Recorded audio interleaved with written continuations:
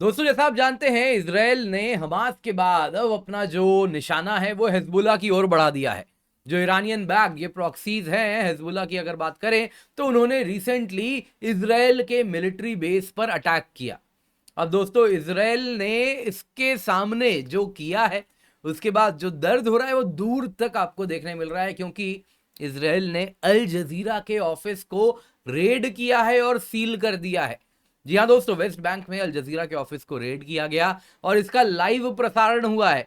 किस प्रकार से अंदर फोर्सेस घुस रही हैं और ऑफिस बंद करके जा रही हैं और सीधा कह रही हैं अपना कैमरा उठाओ वापस जाओ।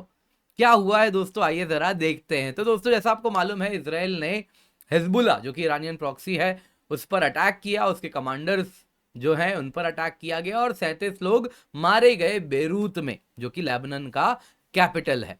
अब इसके बाद दोस्तों हिजबुल्लाह ने एक बराज ऑफ मिसाइल्स इजराइल की ओर छोड़ा और उनका कहना है हिजबुल्लाह का कि देखिए तो डीप इनसाइड इजराइल जाएगा।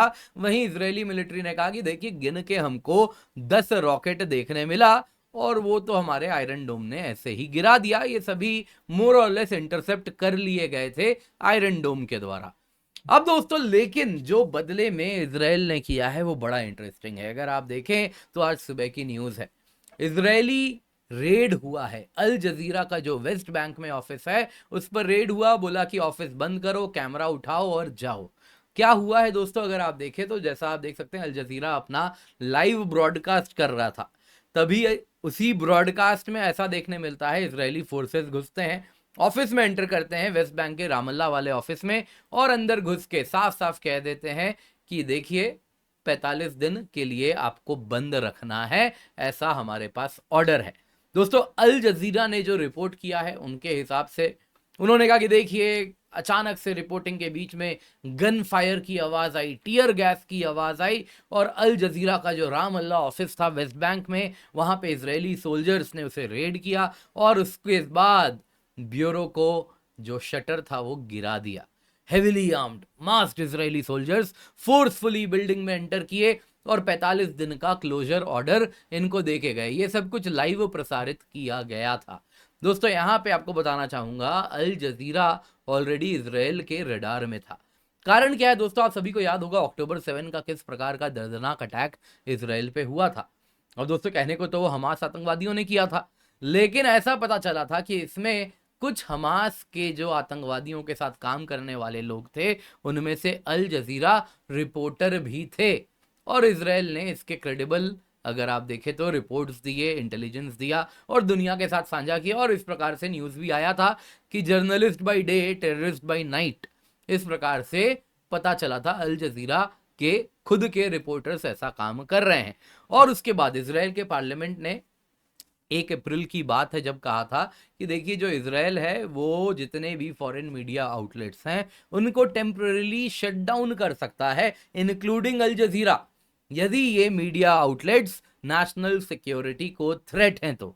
और इसके बाद अगर आप देखें तो अल जजीरा इजराइल से तो बंद हो जाता है, लेकिन दोस्तों अगर आप देखें तो ये वेस्ट बैंक से उसके बाद भी ऑपरेट कर रहा था, गाजा से भी कुछ टाइम तक किया, फिर वहां भी बंद हुआ है। अब देखें दोस्तों अगर आप वेस्ट बैंक से ये आज भी ऑपरेट कर रहा है।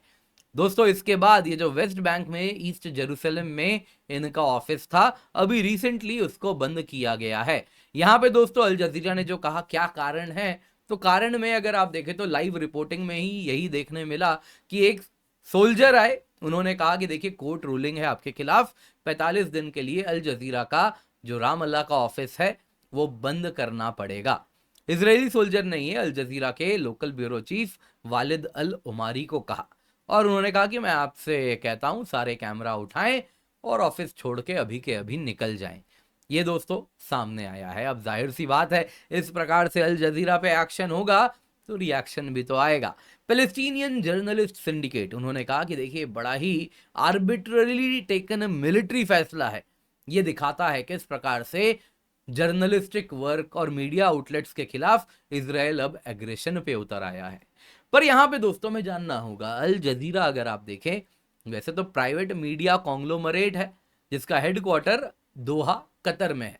पर दोस्तों अगर आप अल जजीरा के फंडिंग पैटर्न को देखें तो ये कतर के रॉयल फैमिली का इसमें मेजर फंडिंग है। इसके सिवा गवर्नमेंट ऑफ कतर का भी फंडिंग है। तो ये कहने में कोई गलत नहीं होगा कि अगर आप कहें कि अल जजीरा स्टेट फंडेड मीडिया है जो कतर के द्वारा चलाया जाता है। और यही कारण है अल जजीरा के खिलाफ ऐसे आरोप लगते आए हैं कि ये एक प्रोपेगेंडा आउटलेट है, ये माउथ पीस है मुस्लिम ब्रदरहुड का, ये माउथ पीस है हमास का। दोस्तों मुस्लिम ब्रदरहुड, आपको बता देता हूं, भारत के खिलाफ भी आए दिन इसने काफी कुछ प्रयास किया है। एक बॉयकॉट इंडियन प्रोडक्ट्स ग्लोबली फैलाने का प्रयास किया था, इसमें मुस्लिम ब्रदरहुड का बड़ा हाथ था, ऐसा डिसइंफो लैब के रिपोर्टिंग ने कहा था।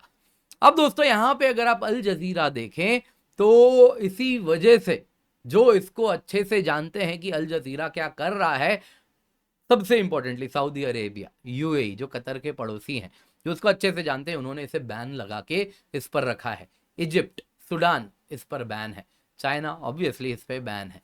इंडिया में भी एक टाइम में इस पर बैन लगाया गया था, लेकिन फिर कुछ ही दिनों में ये बैन हटा लिया गया था। दोस्तों इस प्रकार से अगर आप देखें तो अधिकतम जो अरब पेनिनसुला के देश हैं वो ये बात समझते हैं कि अल जजीरा किस प्रकार से काम कर रहा है और इस पर इन्होंने बैन भी लगाया है। अल जजीरा अगर आप देखें इसके खिलाफ यही आरोप है कि ये जो फ्री स्पीच है, डेमोक्रेसी है, ह्यूमन राइट्स है, इन सब के ढोंग के पीछे वो छुपा है। ट्रेजेडी यही है ना कि ये सेम आइडियल्स जिनके लिए ये कहता है कि हम इसके लिए लड़ रहे हैं, सेम बातें कतर में कहां हैं जहां से ये चैनल चल रहा है, जिनके पैसों पे ये चैनल पल रहा है, जिनके इशारों पे ये काम कर रहा है, वहां पे ना तो फ्री स्पीच है, ना डेमोक्रेसी है, ना ह्यूमन राइट्स है। कतर के अभी रिसेंटली क्राउन प्रिंस जो किंग है, उन्होंने कहा पार्लियामेंट बंद, तो पार्लियामेंट डिसॉल्व हो गया, उनकी मर्जी से हो रहा है। चुनाव भी बस नाम भर के ऐसे ही करवा लेते हैं। तो वहां पे कौन सा फ्री स्पीच है, ना डेमोक्रेसी है, ना ह्यूमन राइट्स है। लेकिन एग्जैक्टली यही बातें, यही अल जजीरा दुनिया भर में इसका ढोंग रचता है कि हम इसके रखवाले हैं। लेकिन फिर भी दोस्तों देखने वाली बात यह है कि हम फिर भी अल जजीरा को इनकी चिकनी चुपड़ी बातों में फंस जाते हैं। दोस्तों आप और किन टॉपिक्स पर हमसे सुनना चाहेंगे हम वीडियो कवर करें, आप अवश्य कमेंट्स में बताएं हमें, हम उसे जरूर पिक करेंगे। यदि अच्छा रिस्पॉन्स आया, अच्छा डिमांड आया उस टॉपिक का, तो आप हमें अवश्य बताएं। बाकी आपका इस पूरे मुद्दे पर क्या कहना है कमेंट में अवश्य बताएं। अल जजीरा को लेकर आपके क्या राय हैं, मुझे काफ़ी ज़्यादा इंटरेस्ट रहेगा कि मैं जानूं आप क्या कहना चाहते हैं। दोस्तों इसके सिवा आपको याद दिलाना चाहूँगा, मेरा करंट अफेयर्स का कोर्स है जिसमें हफ्ते भर का करंट अफेयर्स हम बस 2 दिन में कवर करते हैं। तो आप निश्चिंत होकर हमसे जुड़ सकते हैं यहाँ पर। इसके सिवा दोस्तों यूपीएससी सीएससी सब्सक्रिप्शन आपके लिए हम लेकर के आए हैं 24,999 रुपये में। इस कीमत पे आपको कंप्लीट जीएस का कोर्स मिल रहा है, कंप्लीट सीसैट का कोर्स मिल रहा है, प्रीलिम्स टेस्ट सीरीज मिल रही है, mains test series with evaluation मिल रहा है। आप निश्चिंत होकर जुड़ सकते हैं क्योंकि इंडिया का बेस्ट कोर्स है। इस प्रकार का क्वालिटी का कोर्स आपको कहीं नहीं मिलेगा। और अगर आप मार्केट में जाएंगे तो इस कीमत पे आपको केवल मेंस टेस्ट सीरीज मिलेगी, उसमें आपको हम सब कुछ दे रहे हैं। दोस्तों इसके सिवा अगर आप 2025 के लिए प्रिपेयर कर रहे हैं, आपका टारगेट ईयर 2025 है, तो आपके लिए दिन और समय दोनों निकल रहा है। इसको हाथ से ना जाने दें क्योंकि हमारा लास्ट बैच है 2025 के लिए, जो कि आप सितंबर 25 से शुरू होने वाला है। तो आप अवश्य जुड़ जाएं। दोस्तों इंग्लिश बैच है, इसके बाद जितने भी बैचेस आएंगे 2026 के लिए आएंगे। तो आप अवश्य जुड़ें इससे जल्दी से और इसका हिस्सा बन जाएं। और इसके साथ साथ आप ज्वाइन कर लें using the code KC10 code use करेंगे तो ही आपको ये डिस्काउंट मिलेगा। इसके सिवा हमारे अन्य कोर्सेज भी हैं, आप उनमें अवश्य जुड़ सकते हैं। अगर आप एक बार अनअकैडमी सब्सक्रिप्शन लेते हैं यूपीएससी सीएससी में, तो आप कोई भी कोर्स देख सकते हैं, जो भी यूपीएससी सीएससी से रिलेवेंट कंटेंट है अनअकैडमी में आपको सब कुछ मिलेगा। आइकनिक सब्सक्रिप्शन लेते हैं, ऑफलाइन रिकॉर्डेड क्लासेस मिलती है और भी अन्य फायदे हैं। आज का डाउट है, प्रैक्टिस क्वेश्चन है, जीएस पीडीएफ बुक्स है, डेली आंसर राइटिंग है, सब कुछ आपको मिल रहा है।